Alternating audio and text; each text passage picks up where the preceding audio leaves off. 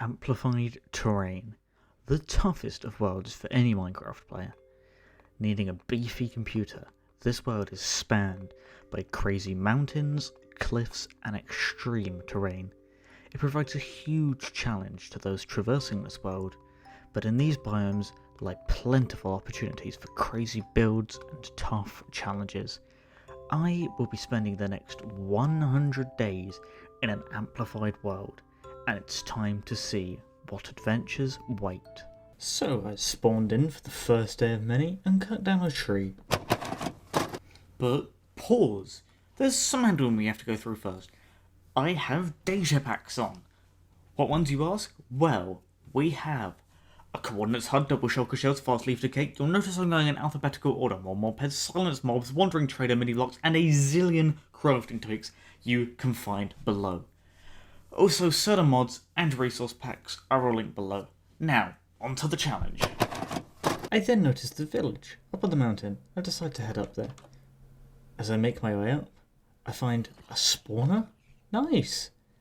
There's some decent loot. It's not terribly useful though. Day 2 and I'm travelling. I don't know what I'm looking for or where I'm headed, but I'll know a good spot when I find it. I also stumble across a ruined portal, which is very handy for some early game materials. Day 3 and I find a swamp. It turns out swamps aren't affected by Amplified, but it looks to me like I found a permanent location. Very nice.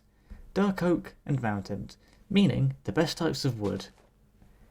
I scouted out the area before building our first makeshift house, and yes, it will look a lot better by the end of the 100 days. Day 4, and there's some more tree felling, as that wood won't cut itself. We then head over to the swamp to set up our first staircase down into the unknown, or mining as most people call it. We find some iron, smelt it, and craft an iron pickaxe before reaching Y11 to start our strip mine in search of diamonds. Day 5, and we're continuing to mine. And would you look at that? Diamonds! Just making a little trash hole, and I found more diamonds. A total of 10 diamonds. We make a pickaxe and go to strip mine some more. And would you look at that? Even more diamonds. Turns out day 5 is a very lucky day. Day 6, and we upgrade the rest of our stone tools to iron, and we go exploring before finding some spruce wood nearby, which is fantastic. We then stumble across a desert village and take the hay bales for food to make some bread, before looting a nearby ruined portal for the gold, obsidian, and the loot chest, which didn't have anything of significant use. Day 7 consisted of more spruce wood gathering before collecting sugarcane to start to think about an enchanting setup, before making an enchantment table, then exploring more of the nearby world as carefully as possible, before finding a plains with a village not long before nightfall. As the sun rose for day 8, I realised that this relatively small plains biome was pretty much perfect to build in, as it was surrounded by mountains with a nearby village and taiga biome, as well as an easy access to the ocean. After exploring the ocean to witness what was nearby, I set down some chests as I knew that this was the permanent location of my new base. I then head back to my current base to get prepared to head to the plains the next day before sleeping. Day 9 was spent travelling to and from the new location to move the horde of items I had already collected into their new location. If only bundles were in the game sooner. Day 10, and we set up a small animal pen before luring in some nearby sheep to get an early source of wool, as well as food if it's really needed. I then explored the ocean some more before stumbling across a shipwreck and looting what was left inside, before setting up camp on a small island to sleep through the night. We're out on the ocean again on day 11 to further explore, before finding a jungle. That means we can get bamboo and cocoa beans, which are both very easy early game farms to make. Just before nightfall, we stumble across a tiger village that we can subsequently loot and make our home for the night. Day 12 was largely uneventful. All we did of significant importance was plant bamboo and start a small wheat farm. On day 13, we start to plan the first build, and what better style to suit Amplified than steampunk?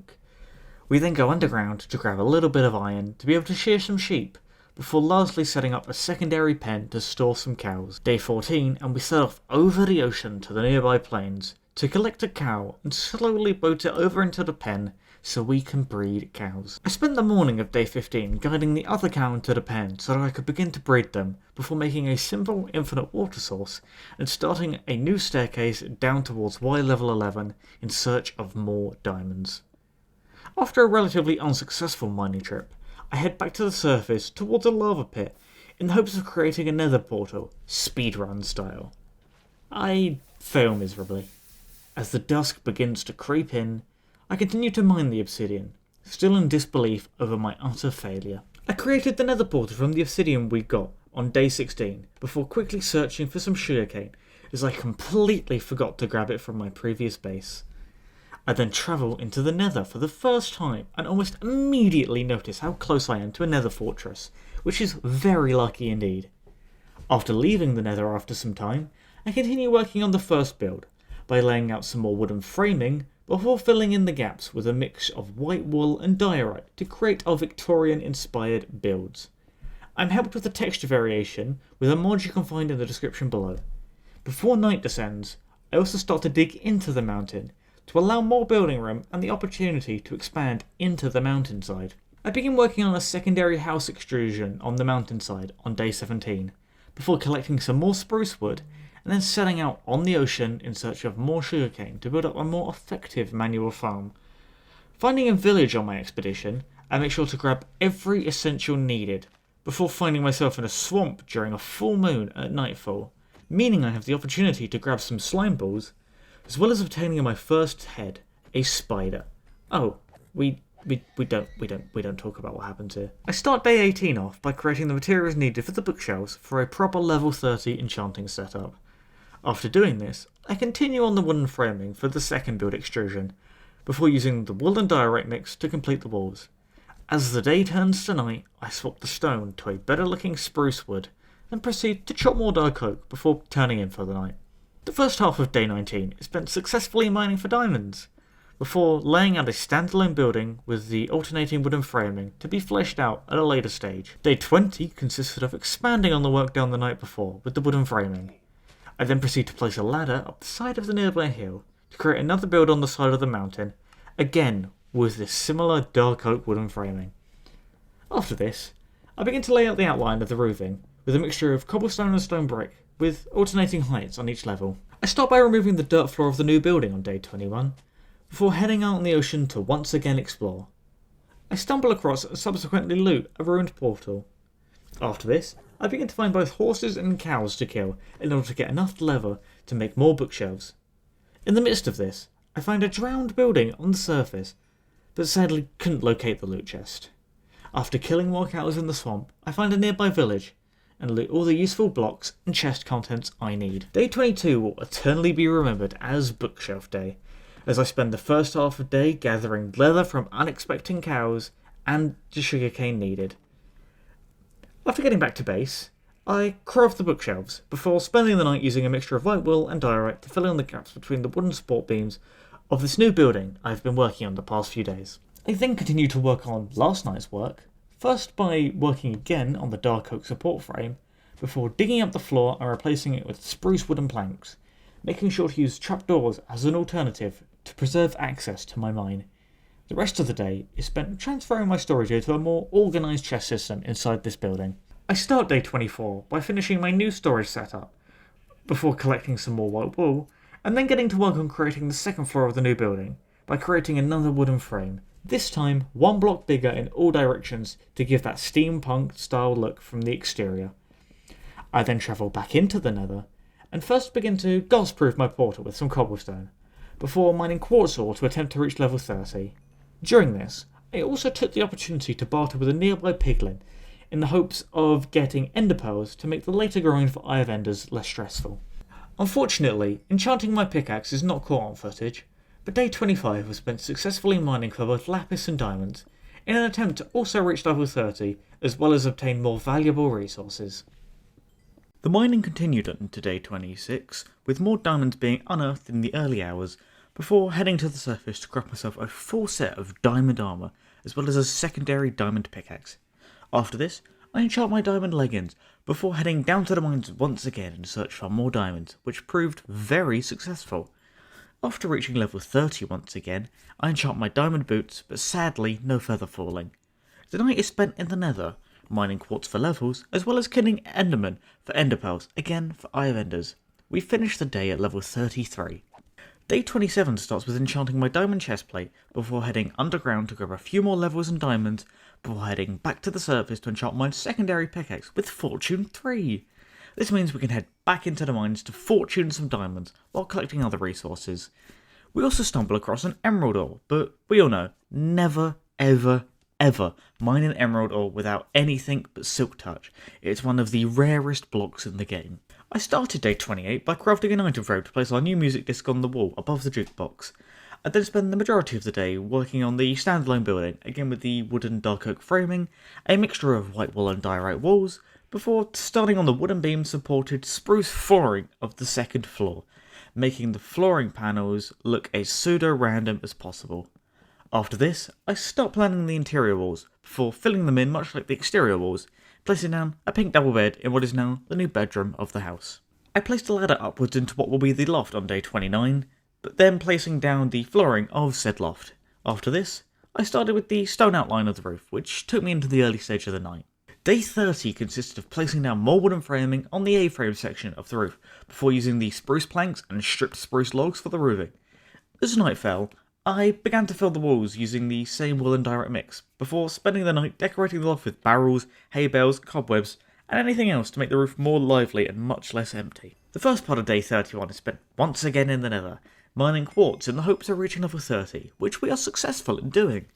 On my journey out of the nether, we also encounter a guard, and we actually successfully achieve the return to sender advancement. Once leaving the nether, we go to enchant my sword, but sadly it has knockback and fire aspect, both of which I'm not a fan of, so I take the decision to grindstone the enchantments off, before enchanting my helmet with Aqua Affinity, as well as Protection 3, which is tolerable. As the night descends, I begin to continue digging into the mountainside to increase the amount of space I have to work with for the interior on the mountainside houses, before creating a ladder upwards to provide the opportunity to expand on the y-axis. This results in creating another external building's wooden framing, followed by finishing the night by changing the floor below into the spruce wooden planks we are familiar with at this point. I start day 23 off by heading into my standalone building and, whoa, a surprise creep attack. I think someone woke up on the wrong side of the bed. After patching up the creeper hole, I head back into the mountainside building to work on the interior. With nothing exciting happening and me running low on resources, I head into the mines in the late night to collect more diorite, to ensure better texture variation in the interiors as well as the exterior white walls I continue to build. Day 33 is started by enchanting my diamond axe, to only get Unbreaking 3 so it goes straight on the grindstone. I also take the time to get the Voluntary Exile advancement before heading into the nether to yet again mine quartz to reach level 30. We also stumble across a Bastion remnant, so I take the time to loot it, but there's nothing of incredible value. After escaping the nether unscathed, I enchant my axe for a second time, this time getting good enchantments, so I decide to keep them. I finish the night by continuing work on the interior of the mountainside building. Most of day 34 was spent building roofing outlines and interiors of the mountainside building, before spending the latter half of the day using the spruce wooden planks and stripped spruce logs to finish the roofs. Day 35 is much the same as the previous days, working on the roofing, the interior wooden support beams, decorating a small section of the interior, then digging into the mountain more, before swapping the stone face for the more pleasing wooden beam design. Day 36. At this point, I feel like a broken record. Flooring, wooden beam supports, white wool and diorite walls, ceiling design, more flooring. We then break the monotony with installing a door, before heading to the nether for more quartz and XP. I managed to reach level 30 in the early hours of day 37, before heading over to the nether fortress. While making my way over to the blaze spawners we saw early on in the days, I kill a wither skeleton, and it drops a skull. After this shock, I reach the spawners and kill many blazes to get the blaze rods, partly to open up the option to start brewing potions, but mainly to create the eye vendors we'll need on this journey in order to kill the dragon. I kill another wither skeleton on the way out, this time not being as lucky as the first, before getting back to the overworld and killing an enderman. I then realise it could be easier to head back to the nether and instead barter with piglins for the pearls. I started day 38 by burning a few enchantments, before enchanting my sword, getting a semi-ideal set of enchantments. After obtaining looting 3, we head into the nether and over to the nether fortress and begin to farm blazes, behind a noob bar of course. After collecting more than enough blaze rods, I head into the nearby warped forest to farm some more ender pearls for the eye vendors we'll need later in the 100 days. We also come very close to dying, as a stray enderman sneaks up on me while I'm fighting a piglin, leaving me at only 2 hearts. That was way too close for comfort. Day 39 starts with the enchanting of my new bow, which gets some very good enchants. I then head over to another biome and begin killing pigs for food, as well as chickens, in order to have the feathers to craft more arrows. After heading back to my base, I kill more cows for both food and leather. Day 40 is hugely uneventful. All we did was plant some potatoes, before having a fairly uneventful mining trip, gaining only 1 vein of diamonds. Day 41, I enchanted my helmet. That's it. Day 42 was another uneventful day. I built a bridge out to a future building site, before spending the rest of the day farming wood. The entirety of day 43 is spent working on the wooden beam framing of this new building. It's the largest we've worked on so far and requires most of the wood we gathered in the previous night. It currently has 2 layers or floors, but this could ultimately change in the future. We decide on day 44 that the height of the roof included 2 floors would be enough, so we spend today working on the stone framing of the roof, which is more difficult than usual due to it being quite a large roof, and one side is also skewed. After this, we work on the wooden beams inside the A-frame of the roof, before using our white wool and diorite mix to fill into the walls until nightfall, where we expand the size of the bridge using spruce wooden slabs. I finish work on the bridge on day 45, using trapdoors as an alternative texture and for height variation. After this, I work on the flooring of the new building using spruce wood slabs. I decide not to use the wooden beam flooring here, as I am still unsure as to whether this floor arrangement will be permanent or not. As the afternoon progresses, I head back into the mountainside and continue work on the flooring as well as the ceiling to make everything look better than the bare stone that was there previously. Day 46, and on the ground floor of the new building, I do decide to create the wooden beam supported flooring design, as this floor will be permanent. The rest of the day is spent gathering more wood, as these builds use an alarming amount. Day 47 is spent creating an incredibly large wheat field, as I love the way they look, as well as meaning I have more wheat to breed cows and sheep, as well as creating bread for food in an emergency. I spend the better half of day 48 finishing the roof on one of the smaller buildings on the side of the mountain, using the same tricks we've seen plenty of times before. I finish the day by filling in the walls of the larger building we've been working on in the previous days. Day 49, and I spent the day finishing the work on the bottom floor of this new building, both flooring and the walls that hadn't been completed in the days prior. Halfway through now, and the first half of day 50 is spent expanding the wheat fields with more crops. Real exciting stuff. However, the latter half I use a mixture of gravel and cobblestone to create a more suitable pathing or outside flooring. This flooring is actually very similar to the one I use on Journey SMP, much like my entire base, and you can see that here on the cover they've linked. Most of day 51 is spent replacing the dirt with this new pathing mix we have, flattening out some of the terrain to ensure future decorations we might build will be easier to implement. I finished the day by building more wheat fields. Day 52 was largely uneventful. In fact, most of it was spent building wooden beams inside the A-frame of the new building, followed by filling in the gaps with our white coloured block mix. I venture over to the village on day 53, turning some villagers into farmers, the reason of which will be developed later. The rest of the day is spent mining a large area inside the mountain for some automatic farms we'll be building in the coming days. More digging was done in the morning of day 54, before laying out the chests and soon the hopper minecarts for what will be the automatic wool farm. Hopper minecarts are forced inside grass blocks before placing the observers to detect when the sheep eats grass, and the dispenser to use the shears to shear the sheep. This module will be repeated for at least 16 times, to have one or more sheep of each colour. The first half of day 55 was spent beautifying the sheep area, turning stone to spruce planks, separating modules with stone brick walls, before hiding the grass with diorite stairs, still allowing access to the chests. A temporary staircase was made, and one sheep was subsequently led up the stairs and pushed into the very first wool module. A second sheep was led up into the farm on day 56, before manually triggering the dispensers, and creating a dirt path to allow the grass to spread. Dirt was also pistoned into the hopper minecarts, before spending the rest of the night making the area look a lot better by replacing stone with the same materials spoken about in the previous day. Most of day 57 was spent clearing more space underground inside the mountain for more automatic wall modules, as clearly there wasn't enough space. I then built up more of the wooden timber framing before placing more dirt for grass to spread and cleaning up the area. Most of day 58 was spent continuing work of the sheep farm, digging, placing dispensers and redstone, and finally cleaning up the area with flooring and ceiling work. Day 59 and work continues on the sheep farm, with more decorating of the modules, more grass placed into hopper minecarts, and more digging of areas for modules. Day 60, 2 hopper minecarts, 8 chests. I'm going down, I'm yelling timber.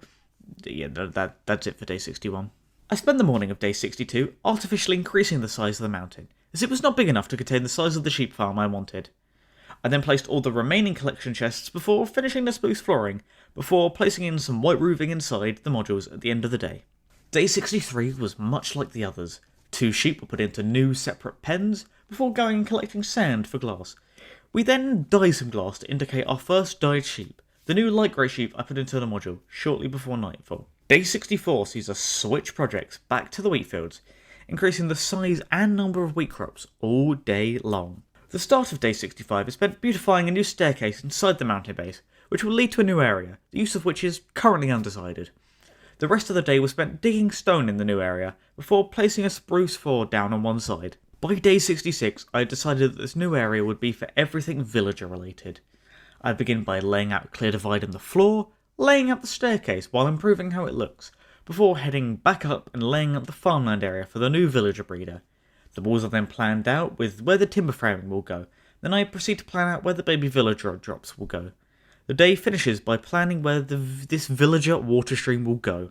Timber framing was placed on day 67 before placing in the water streams underneath the new villager breeder, including where the soul sand bubble vator will be. A large portion of the day was then spent filling in the walls with the now very familiar mix of white wool and diorite. The villager breeder was then made functional minus the villagers, with the composters as the workstations for the farmers, as well as the beds to allow the villagers to sleep and breed. Potatoes were then planted on the newly tilled farmland. Day 68 was spent working on the ceiling of the new villager area, before heading underground to mine more iron, in order to craft the hoppers and minecarts needed for the sheep farm. Day 69 was spent building a handy contraption that allowed us to grab the newly bred villagers with minecarts and whisk them away to wherever we needed them. Nice. Work on this minecart contraption was continued on day 70, placing in the glass to contain the villagers, auto-replacing minecart system and storage, and most importantly, the button. The walls around this contraption were then decorated like the other walls, before finishing the day by separating the villager breeder with a glass wall. Day 71 was spent filling in most of the remaining sheep modules with observers and hopper minecarts, before spending the first half of nightfall gathering more wood. After getting a carrot from a rare zombie drop the night before, I spent the first part of day 72 starting to swap the potatoes for carrots in the villager breeder. The slabs and trapdoors were placed to make sure only the baby villagers could escape, before replacing the torches with much more pleasing lanterns. I then grabbed some kelp to create source water for the bubble vator, as well as a potential farm in the future. Day 73 began by creating the bubble vator using the kelp previously harvested the day before. After this, I headed over to the nearby village. I put the first villager in a minecart before creating a bridge towards my base, on which I placed rails to more easily move the villager over towards the breeder, which I did indeed spend the rest of the day doing. I actually did not have enough rails for this, so I pushed the villager as far as possible before recycling previous rails forward. Day 74 continued like the last. The entire day was spent pushing the villager up and around rails, so I didn't have enough powered rails to take him to the breeder automatically, but the first of 2 villagers made it into the breeder. Day 75 and we are 3/4 of the way through now, and not long left before the 100 days are up. We hopefully will have survived and fought the Ender Dragon. This day was spent like the previous 2, moving the second villager all the way from the village nearby, over the bridge and up the stairs into the villager breeder, which will from this point on be completely functional. The morning of day 76 was spent removing the temporary rail bridge before bone mealing carrots to ensure a full farm of carrots, then throwing the potatoes into the breeder to give the villagers a head start. Hopefully we'll get some villagers soon. The entirety of day 77 was spent building roofs, the first of which, the largest, on the new external building, before finishing the 2 smaller ones we had built a while ago now. The villager breeder was clearly working by 78 as seen, then proceeding to dig a further area for what will most likely be a villager trading hole. I then began to build the timber framing as well as spruce flooring, before finishing the night building the start of the ceiling. I sent some villagers into the large external building on day 79, before building a large cobblestone floor too. The area outside was then spawn-proofed.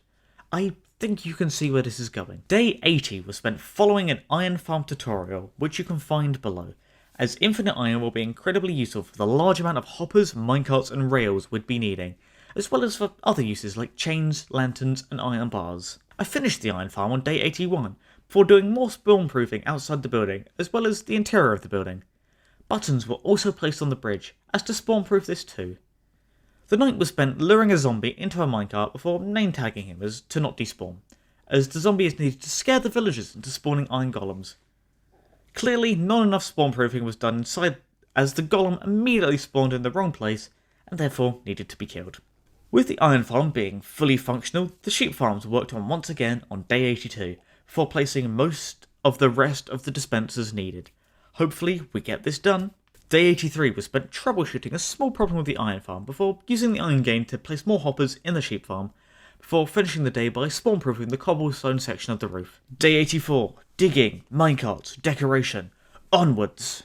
Day 85 and, well, ceiling, roofing, and sand for glass. At least that's somewhat original. Day 86 was different. I made all the dyes before making the stained glass and placing it to signify what colour sheep go where, before leading 2 sheep into the modules. We're getting close to being complete. I killed some squid for black dye on day 87, before shoving many sheep into their modules in the farm for the rest of the day. On day 88, I finished pushing sheep into the modules that were finished. Like, a lot of sheep. And that's it. The morning of day 89 was spent dyeing the sheep their respective colours, before collecting the iron from the farm to create shears for the dispensers. After finishing this, rails were then placed so I could move villagers to a trading hall in the future. Once night fell, I killed some spiders in order to create the last couple dispensers needed to finish every sheep module. After this, I created a lectern in order to get a librarian villager. Day 90 was spent changing workstations in order to get good trades from the librarian. After many attempts, I locked his trades after getting Feather Falling 4, which I thought would be a much needed enchantment, both being in an amplified world as well as a dragon fight around the corner. With this dragon fight in mind, I also got myself a Fletcher villager to trade for some more arrows for my bow. I bought a Feather Falling book before trading with a new farmer villager for food, as this was also something I was running dangerously low on. The day was finished by getting the final 2 sheep into the farm, rendering it complete. At the beginning of day 91, I dug a small hole for a new farm in the villager area. This farm is a sugarcane farm that fits perfectly between the villager breeder and the trading hole, and paper will be very useful, mainly for paper in order to create emeralds, as well as potentially using it to craft rockets in the future. Books and bookshelves can also be crafted, and all of these things are very important for future uses, which may be used in future 100-day videos. A glass wall was placed at the front of the sugarcane farm in the morning of day 92, before spending most of the day placing walls and building the ceiling of this villager area. After trading with the villagers for more food and arrows, I began to brew some strength potions in preparation of the Ender Dragon fight, as well as the fact they are the easiest to make with the ingredients I had in storage. I ventured back into the Nether on day 93, as it's the easiest way to find gold. This gold was then used to craft golden apples as a precautionary item in case I run into trouble during the fight that is oh so close. The day was finished by crafting more Eyes of Ender, as well as beds, in an attempt to explode the dragon using these beds, speeding up the fight. This is a common speedrunning tactic which you have probably seen before. With the terrain incredibly tough to traverse, even with feather falling and the boat trick, I decided to throw an Eye of Ender and begin my search for the stronghold on day 94.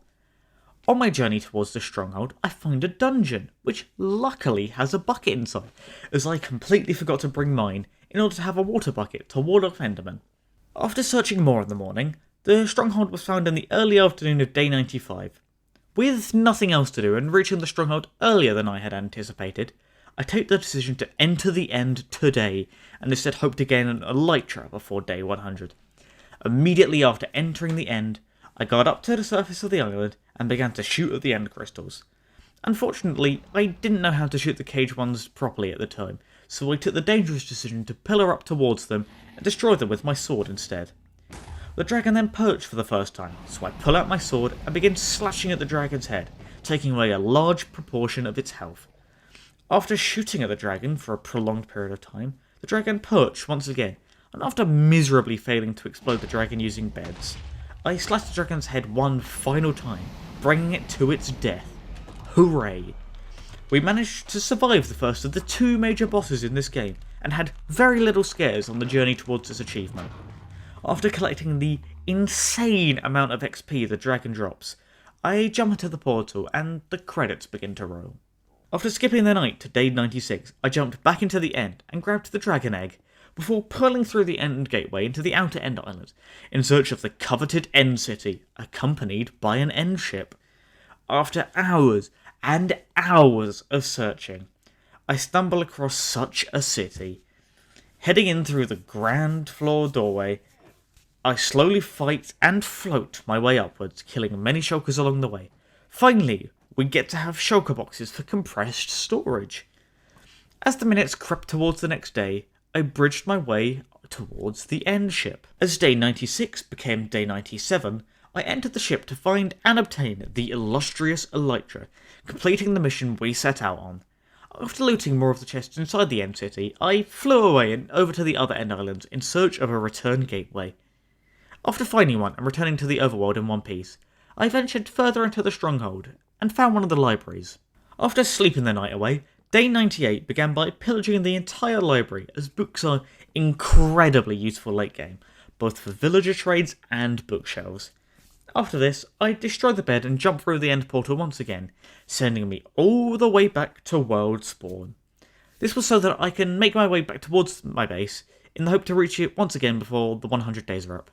I should be able to, as gliding with my new Elytra makes long distance travel far easier. As the sun set and the moon started to rise, I managed to find my base once more. Home sweet home. Day 99 was spent much like a lot of the previous days have been, making sure to tie as many loose ends as possible before the 100 days were up. This included filling in the walls, changing the flooring, improving the ceiling, before swapping out all the torches for more thought out and well placed lanterns throughout the base. Day 100, the final day. And it's largely uneventful. I placed more lanterns before moving the sheep and villager staircase, as well as the very temporary cactus farm. I then used all the gunpowder I have crafting firework rockets to ease Elytra flight for the potential future. I stood on the bridge outside my base and watched as the sun set over the horizon and the mobs began to spawn below, and slept for one final night. As the clock ticks over to 6 AM, the 100 days are up. Thank you so much for watching. I appreciate each and every single one of you who are still here. If you want to see more of this, make sure to let me know by commenting down below, liking this video, and subscribing so you don't miss any future videos. Remember that you are loved and that you matter, and I hope to see you for a further 100 days in the future. But for now, it's goodbye.